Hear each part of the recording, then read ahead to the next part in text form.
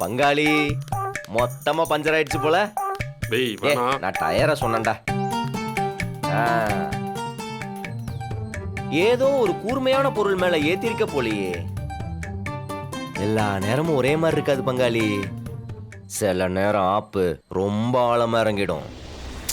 அப்புறம் இப்படிதான் பஞ்சர் ஆயிடும். You should be careful you know. எனக்காக எவ்வளவோ நல்லதெல்லாம் பண்ற, உனக்காக ஒரு பஞ்சர் கூட ஒட்டி தர மாட்டேனா? நான் பாக்குறேன் பங்காளி, நீ நவுந்து வா வா, சங்கோச்சப்படாத. 7 வருஷத்துல வண்டியெல்லாம் மாத்திட்ட போல. ஆனா நீ மட்டும் தானே மாறாமையே இருக்க. வா லுக் கூடாத.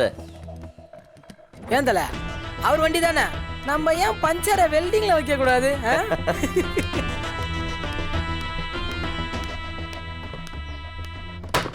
அட வா பங்காளி, ஸ்லோ மோஷன்லயே நடந்துக்கிட்டு. வாங்க சார் வாங்க.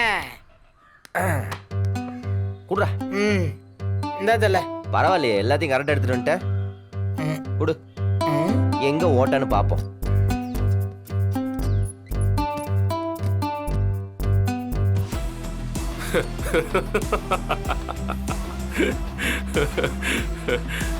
என்ன பங்காளி சிரிக்கிற?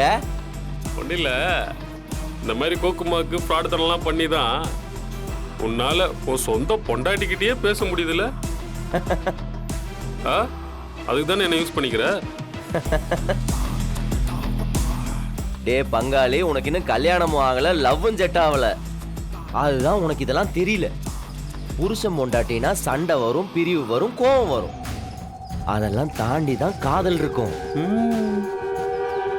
இந்த ஊடலுக்கு அப்புறம் கூடல்னு சொல்லுவாங்கல்ல, அது புருஷன் பொண்டாட்டி வாழ்க்கையில அடிக்கடி நடக்கும். ஓ, சின்ன தப்பா இருந்துச்சுன்னா 6 நாள் 1 நாள் பேசாம இருப்போம்.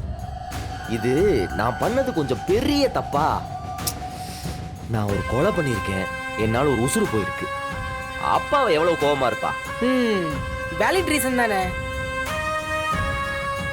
அது குறையறதுக்கு கொஞ்சம் டைம் ஆகும். அதுக்காகலாம் என்ன விட்டுட்டு வேற ஒரு வெறும்பையில கட்டிப்பாளா என்ன? இல்ல வேற எவனையாவது தான் லவ் பண்ணுவாளா? அப்படிலாம் என்னால யோசிக்க முடியுமா பங்காளி? உனக்கு என்ன என் பொண்டாட்டி பத்தி தெரியல. அவ அன்னைக்கும் சரி இன்னைக்கும் சரி என் வீரா.